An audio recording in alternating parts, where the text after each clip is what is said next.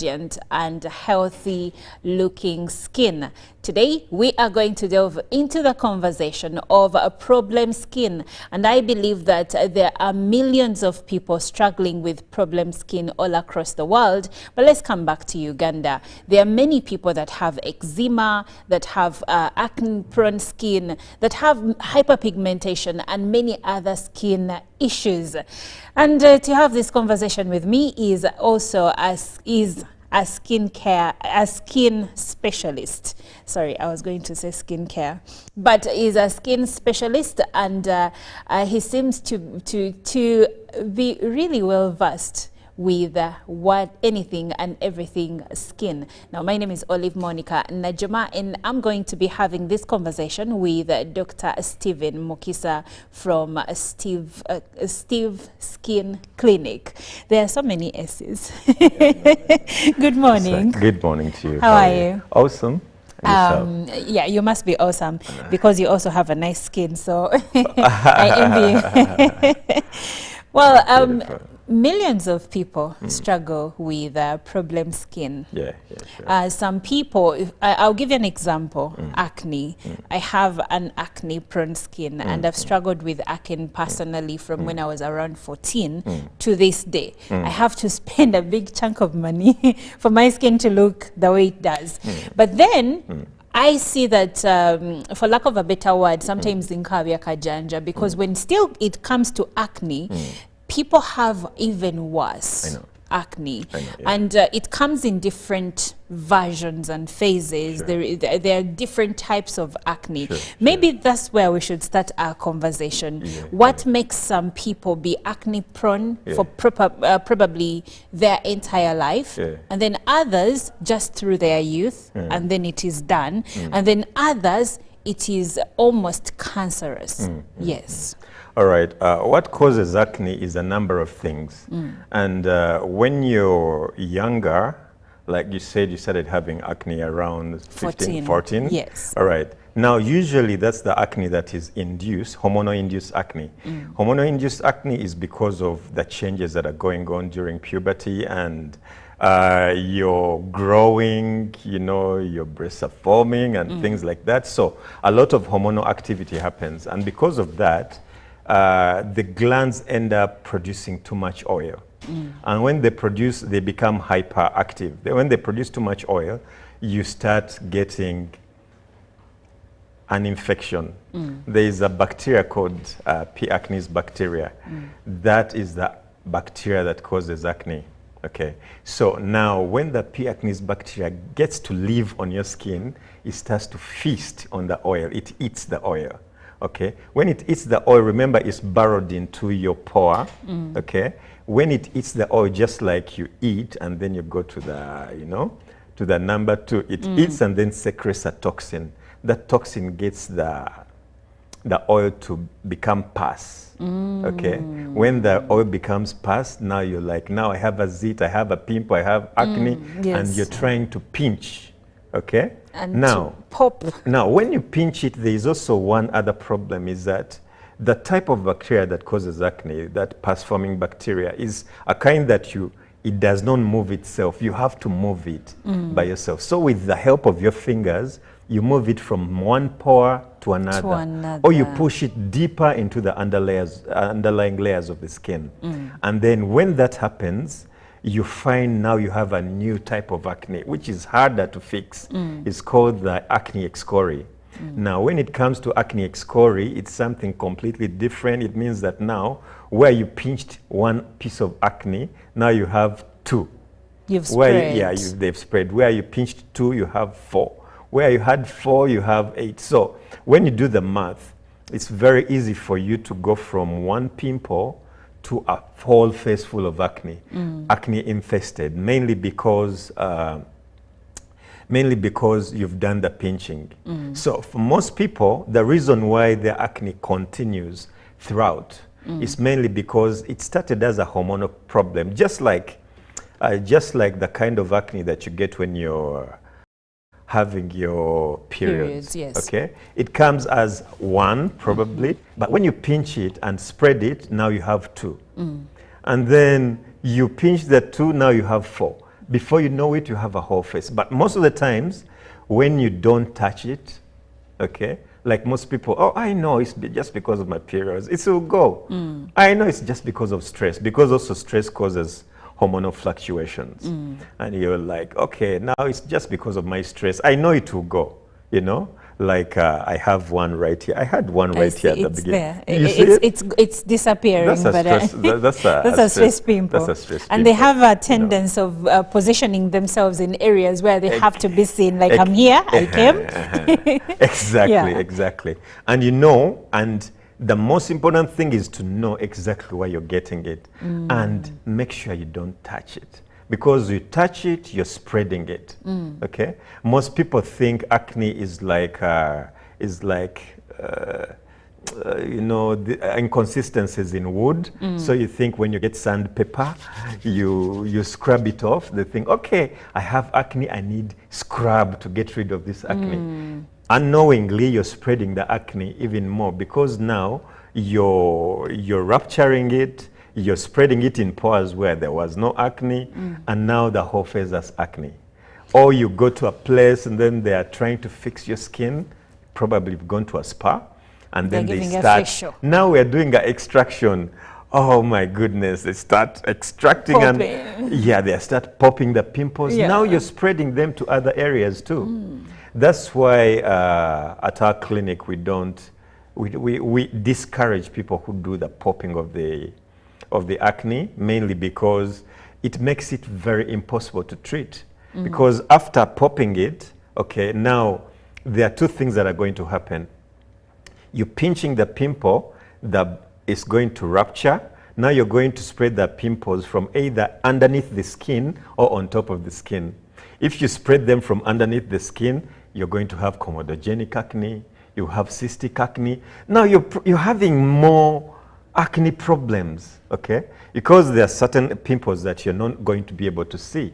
The cystic acne is just underneath. Cystic it has acne the one where you feel I have a pimple, but it's not on the floor. Exactly. And it's very painful, but it's big. You can have touch that mass underneath the skin, okay? And that is more harder to treat, mainly because it's spreading from underneath the skin, okay? Now there are also other kinds of acne that you definitely confuse for other things like a rash. Okay, there is micropapular acne. You know, it's also there. It looks like a rash. The small ones, those little small ones. They have some pus in Exactly. For some reason, you're never having a smooth skin.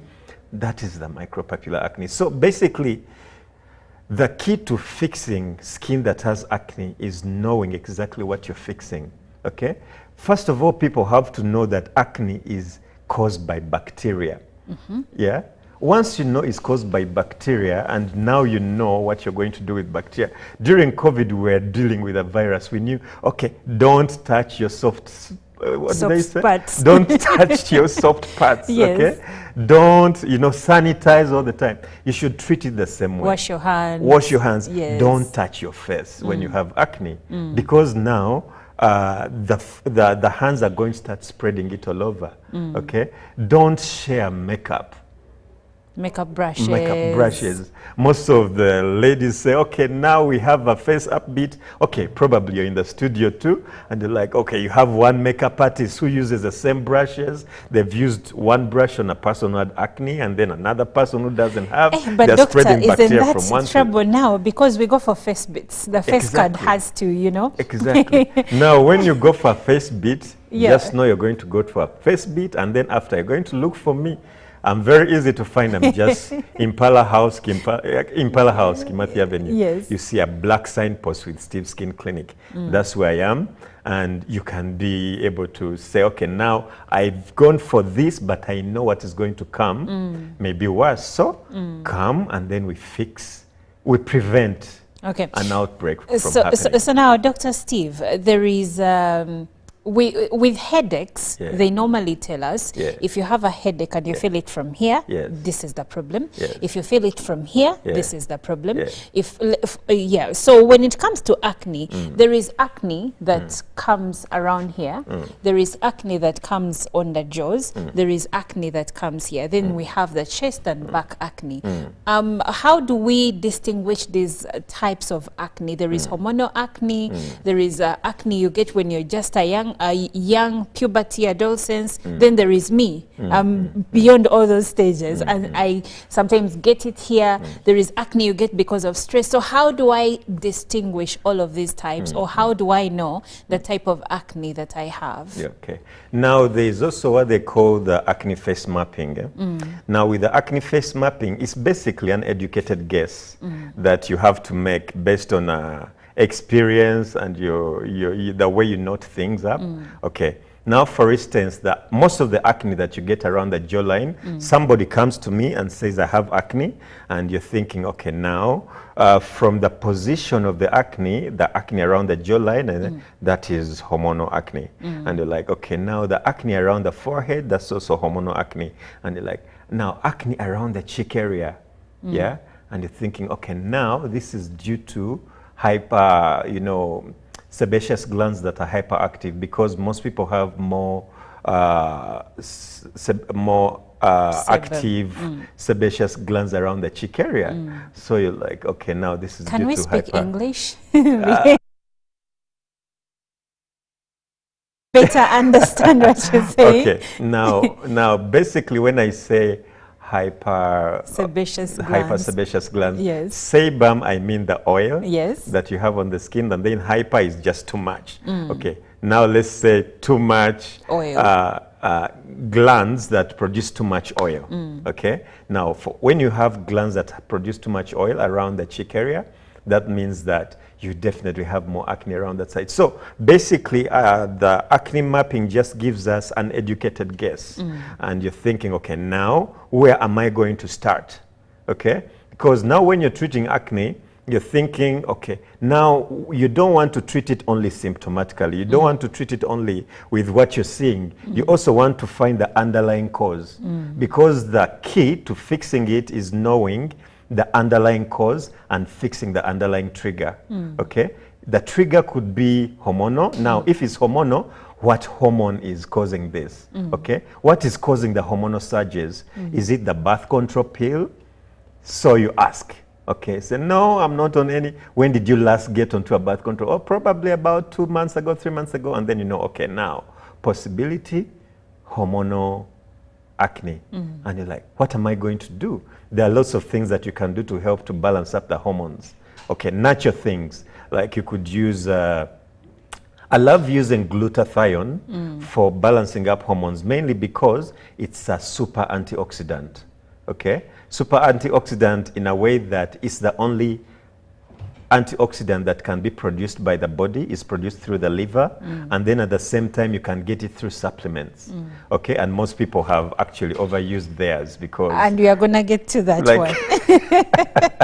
Most people have overused theirs because their lifestyles, because remember, glutathione is an antioxidant. It does the cleaning up of the system, making sure your hormones are more stable, making sure it does the work of KCCA. Cleaning up. Cleaning up. Yeah. Now, when you have your birth control, the hormones are now, getting flaring crazy. Up, they're flaring up. Now, I would know that, okay, now this person, I'm going to put them on glutathione. The reason why is because, first of all, I'm going to shoot two birds with one stone. It's going to fix your skin. Your skin is going to look good. It's going to glow. And then at the same time, it's going to fix your hormones. It's going to get your skin to balance up and then detox your system. So for a person like that, I would say, okay, now let's fix the skin from inside and outside at the same time, okay? So when we fix it from outside in and inside out, we know we are going to get a permanent solution to a problem that has happened. And then you get a person who is an adolescent and you're thinking, okay, now I know within this period of time, the adolescent period is going to be done, and you're advising now, let's find a way of managing it until you're out of the puberty stage, okay? And then we know if there is a problem to deal with further or it is done. Exactly. Okay. That's what we have to do. So there are those a number of things, and then you find out other things like, are you pinching? Okay, now please don't pinch. Are you keep your hands, keep your hands off your face. You don't, then diet, you know, are you eating a lot of polycirculated fat? Please try Blue Band, stop fries, you know. Stop eating the processed foods. Nutella. Okay, exactly. Stay away from white bread. Things like that. But before we go to that, there are people I may not advise to get off their fast foods because I know the trigger is different. Now, when I know that the trigger is something that needs a change in lifestyle, I advise you that please, this treatment is not immunization against acne. Okay, we are treating the problem, but you have to have a lifestyle change. Okay, don't try to reduce on this kind of eating habits. Do this exercise, work out at least 3 times a week, at least twice a week. Do you exercise? Me? Yeah. Yes, I just started. Awesome. Starting is the most important thing, and then consistency. Okay. Yes. Consistency. Starting is no problem. Anybody could start, but consistency is the biggest problem. Yes. Yeah. So once you're consistent, it doesn't matter how much you're going to do. Even if you're going to do just a little skipping and then say, I'm doing only 50 skips every day. 50 skips every day consistently, you're going to get great results out of it. All right. So that is acne, and I know acne is deep and it's a long conversation. But I would like for us to actually look at something else. Now, you did mention that sometimes you treat using glutathione. Now, speaking of glutathione, there is bleaching, and I have seen ladies go to skin spas where they are now having glutathione injections that are now lightening them. How safe is that? Actually, I would say that glutathione is the safest way of lightening your skin. I keep telling people that skin is like a dress, okay? You're going to wear it the way you want, okay? I won't say, oh, I want dark skin. Please stay with your dark skin. You're so beautiful like that. Please stay dark. Black is beautiful, okay? That's not what I think. And then someone else will say, okay, I love my skin light, and then I'll have it light. I want it to glow. Then you have it to glow. Okay, because Africans, we are blessed with the fact that we have color, and we can have color in a number of different shades. That's right. A Caucasian person or white person has only 2 colors that they can go with. Pale pink. Either you have a tan, a golden, a golden look of the skin, or you're looking white or pink. Okay, but we have a prism of colors that we. That's why we call them the women of color. We have a number of colors, okay, that we can have. So you can choose your color and say, okay, I want a glow. I want a slightly more lighter skin. I want my skin 2 shades lighter. I want 2 shades lighter, 1 shade lighter. Yeah, something like that. So you can wear your skin the way you want to. That's what we are blessed with as Africans. And glutathione is one of those things that is going to help you. It's one of the right way. We are going to talk about the right way of changing your skin color and the wrong way of changing your skin color. Let's start with the right way. Okay. Now, we start with the right way. Now, when you use glutathione, the good thing is that it doesn't change the physiological structure of your skin. Yeah, it doesn't change anything about your skin because glutathione, as an antioxidant, what it does, it stops oxidation. They call it an antioxidant because it stops oxidation. Oxidation is, no, let's not go there. Because that's because when you say antioxidant, I'm like, that is Russian. So can we go back to English so that I understand? Okay, the antioxidant, okay, now let me go there. I thought I wouldn't go there, but let me go there. Just briefly. All right, briefly, okay. The antioxidant bit of glutathione is that you understand. Okay, let me bring it like this. Anti-corruption. You know anti-corruption? It stops corruption. Antioxidant stops oxidation. What is oxidation? Okay, now oxidation is, let me use an example of when you get an apple. Okay, you cut through it or you bite through it. Leave it on the table for about 30 minutes or an hour. You're going to get back to it when it has changed color, it has started to rot. Yes. Okay, now the apple has lost its protective peel that stops the oxidation from happening. Now, the oxidation that has happened, the blackening of the apple, it means that now the apple has become oxidized. So that is glutathione. Glutathione helps against that. Exactly. It stops you. Now just imagine your cells, your body cells are like that apple. Without the protective layer of the antioxidant, they blacken. They are full of toxins. Once you replace the layer that stops the oxidation, the cell comes back to normal. So basically, what glutathione does, it gives a protection to your body cells. You know, your body cells degenerate, they grow, they get tired, they die. Okay, so what glutathione does, it helps to protect the body cells from the oxidation process. The oxidation process is a good process if it's out in the environment, because it's going to help the garbage to rot. It's going to help, you know, things to renew themselves, okay? Probably a dead dog to turn into soil and then becomes nutrition for us. Now, when that oxidation is inside your body, it becomes dangerous to you. Why? Because now it's going to eat away your body cells. It's going to eat away, you know, then the cells are going to, because now they're reduced, they're eaten away, they're going to stop having their normal function, okay? That's why I keep telling people that cancer is a problem of, you know, your body cells are not functioning the way they should be functioning. They're getting eaten away. Now your certain organs can't function the way they're supposed to function. And then before you know it, now you have a deficiency.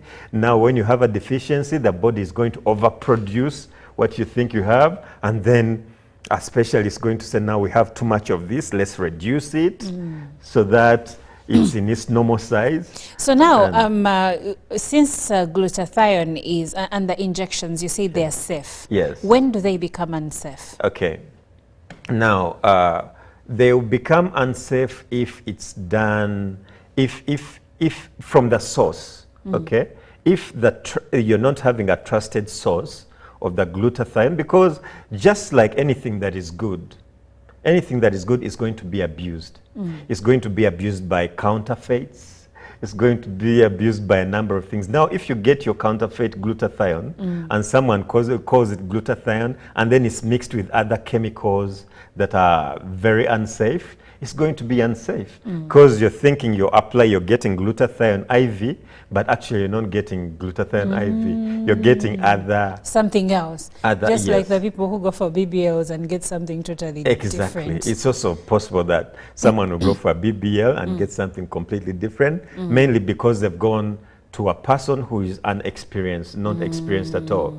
Because if you're going to do glutathione, look for a person who is experienced, a person who is going to explain to you, a person who is going to tell you how it's going to work. Because now when you're going to use glutathione for both your immunity and your skin, you know, there are certain things that you're going to put. Like for instance, it has helpers. You're going to do glutathione with vitamin C, glutathione with some collagen, glutathione with, you know, you mix it with, you blend it with vitamin B5, with some vitamin B12, you know, depending on what it's going to do. Okay. So Dr. Steve, I would like for us to now go the other side and look at the unhealthy way of skin bleaching. Okay. Now, there are a number of unhealthy ways of skin bleaching. Many. One of them that I always find very, very funny, you know, these people are going to give you creams, yeah? With, you know, there are certain things that you can do without knowledge. You're going to give them to people without feeling guilty, okay? Now, someone is going to give you a product that has hydroquinone, about 4% hydroquinone. You know, now 4% hydroquinone should be prescription only. Now it has come to a person who is not going to use it for prescription purposes and is self-prescribed. You've gotten it from a product that probably has come from Congo, has come from wherever it has come from, okay? Now, they're going to mix that 4%, most of the time it's even more than 4%, because we're in an age where people are very impatient with results. You want your skin to have a clear skin in 6 days, you know. I am a bride. Exactly, I'm a bride. In 6 days, I want my skin to look different. Yes. So it's going to force these people to start mixing things. There are a number of things that they fix. They're going to mix glutathione with sodium hydrochloride. They're going to sodium hydroxide. Sodium hydroxide is that chemical that you use for your hair relaxer. And we are putting... Yes. People are putting that on their skin. Yes, you're dealing with keratin, the same keratin on the face, on the hair, nails. It's the same keratin you're dealing with now. And in some cases, they're also putting benzoyl peroxide. Benzoyl peroxide is something completely different as well. Now, benzoyl peroxide works in a different way. No, you tell them I have acne, and they're like, hey, okay. this one. Probably you have acne, and then they're going to add something like that. Yes. So you find that they're going to, sometimes they add sodium hypochlorite. What's sodium that? hypochlorite is what you're going to find in jik. Jesus Christ. Exactly. Exactly. So you're going to find it. Now they'll mix. Now you have a mixture of sodium hypochlorite, hydroquinone, mercuric iodide.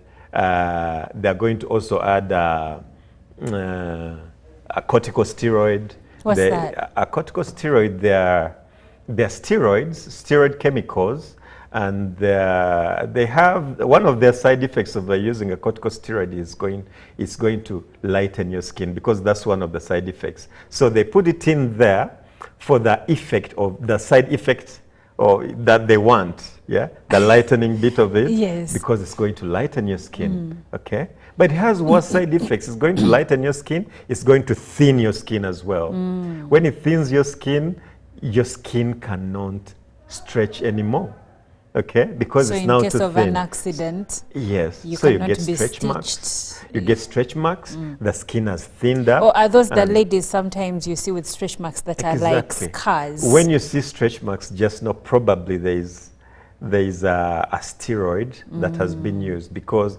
it's going to thin the skin. Remember, the skin, one of the functions of the skin is to regulate body temperature, okay? When it's cold, it keeps you warm.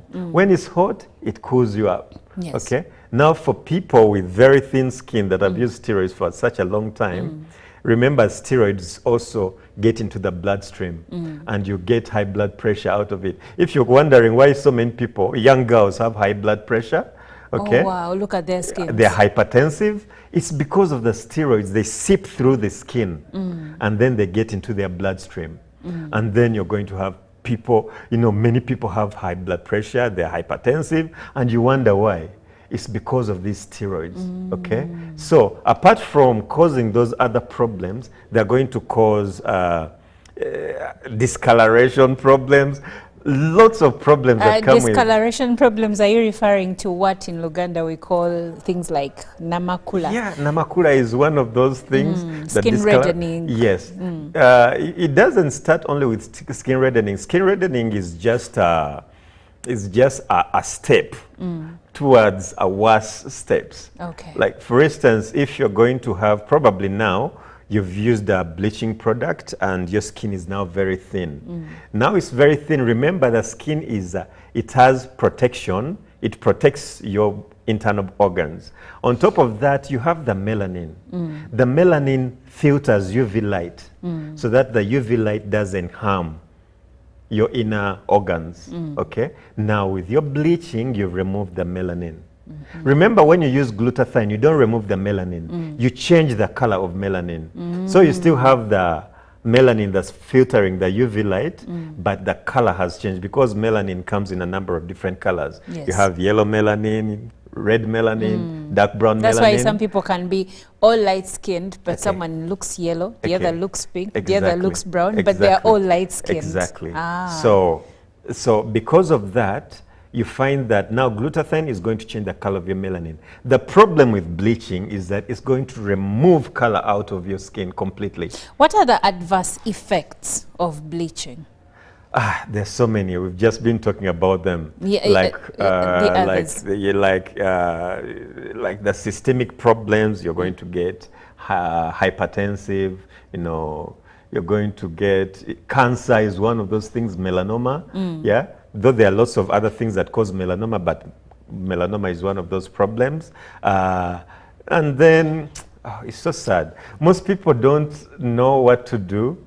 Because now when you're going to remove melanin out of your skin, yeah, you have to act the same way that a breastfeeding mother does. Like if you're going to get your baby off breast milk, you're going to substitute that with formula. You understand? Okay, you're going to go to the supermarket, baby shop, get formula and substitute that. Yeah. Now, when you're going to remove melanin, substitute your melanin. Remember what your melanin does?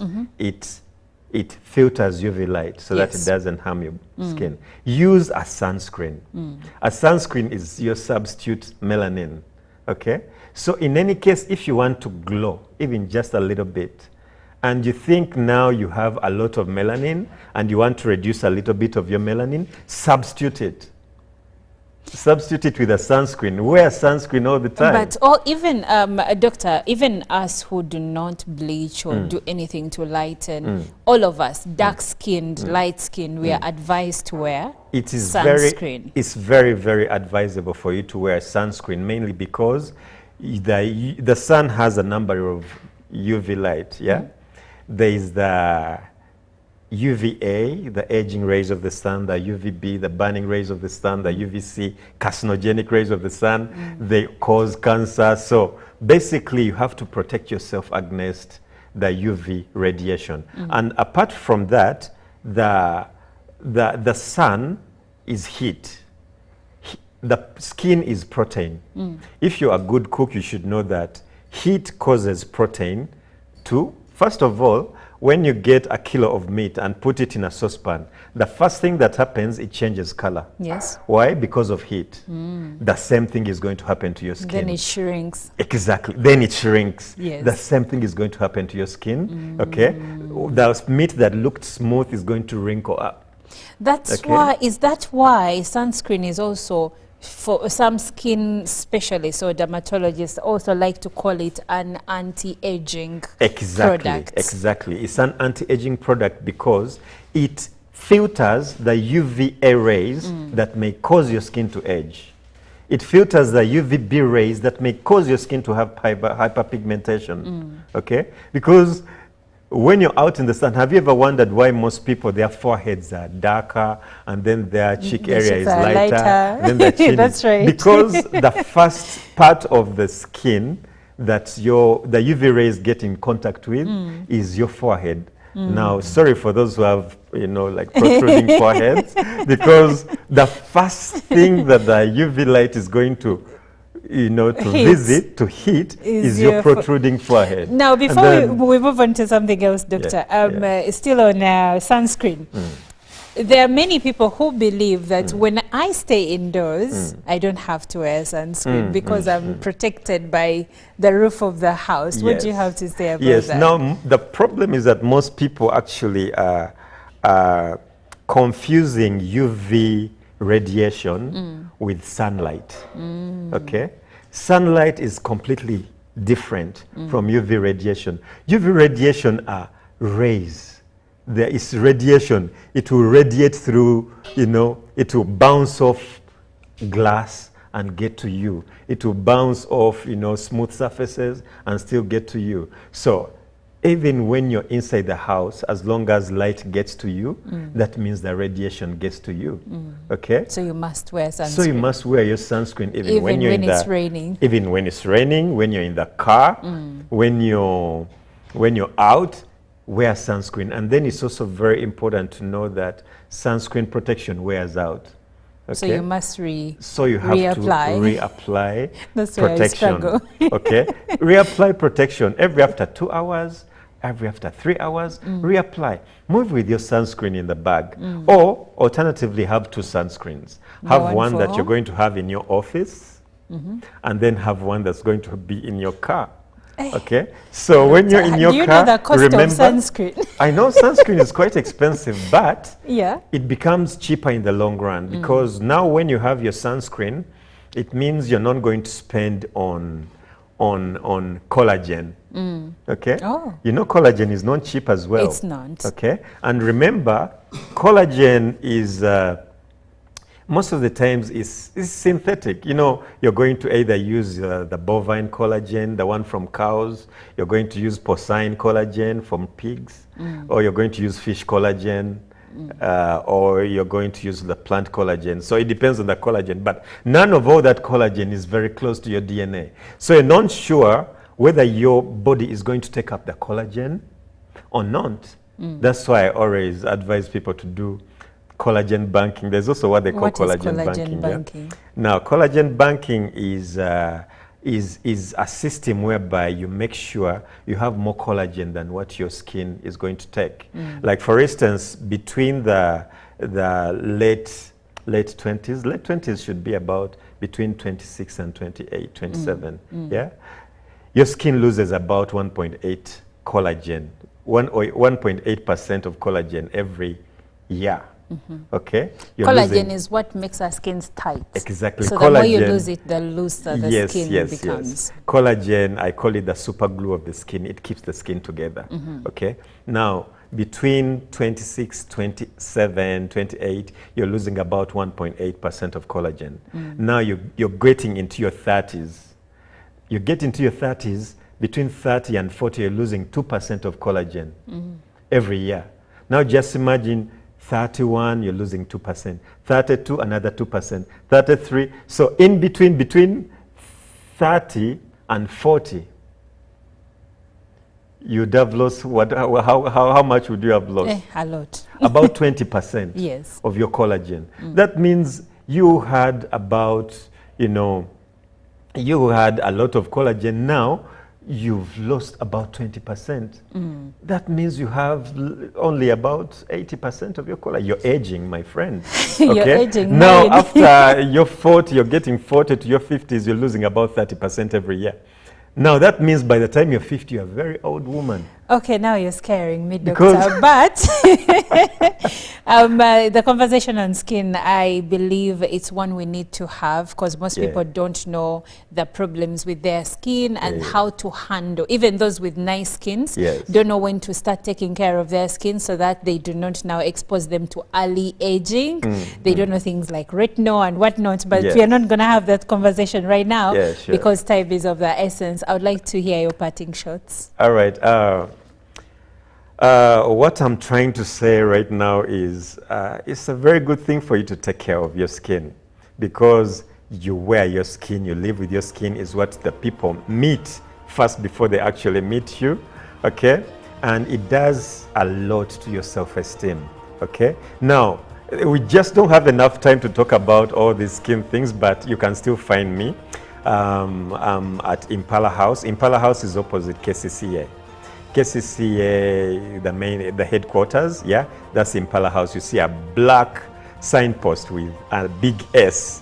That is Steve's Skin Clinic. Come and ask me more questions. I'm very open to questions. I love people who ask questions. So I'll be able to answer your skin problems. If you can't get me there, please call me. Call me on 0782 346 006 or 0751 346 006. Should I repeat it? Yes, please. Okay. 0751 346 006 to know more about your skin, or 0782 346 006. I'll be able to give you more insight about your skin. I'll advise you on how to handle your skin. You have to have a beautiful skin, definitely. Indeed, indeed. You must have a beautiful skin. And your skin, I will repeat the words of the doctor, is what people meet first before they meet you. And also when you have a bad skin, it affects your self-esteem. So you must work on your skin. Well, we can't go any further than this. We have sports updates coming up next. My name is Olive and you're watching Good Morning Uganda.